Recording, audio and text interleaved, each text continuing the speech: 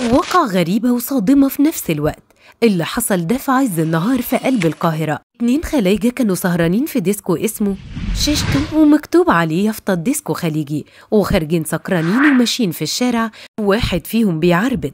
كاميرات المراقبة وثقت الواقعة اللي ظهر فيها واحد من ال2 الخلايجة دول وهو بيتحرش بفتاة مصرية وبيحاول يهتك عرضها في الشارع في عز النهار.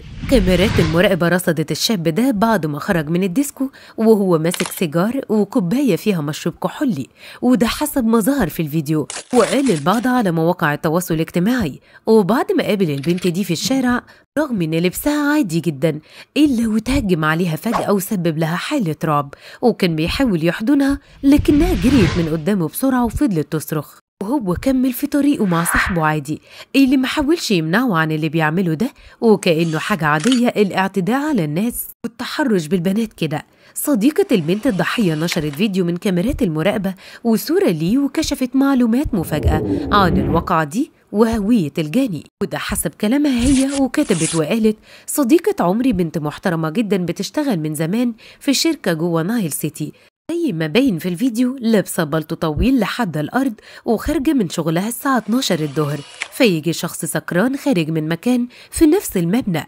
بيفتح الساعه 4 الصبح وبيقفل الساعه 1 الظهر، ويقوم الاستاذ متهجم عليها وماسكها من جسمها بالمنظر ده.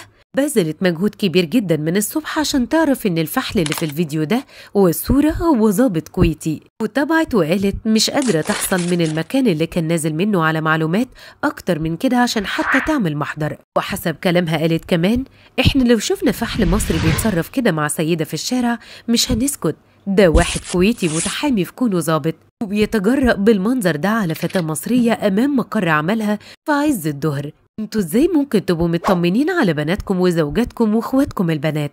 ووفق مصادر أمنية فإن الجهات المختصة بتفحص الفيديو للوقوف على ملابساته وضبط الجاني.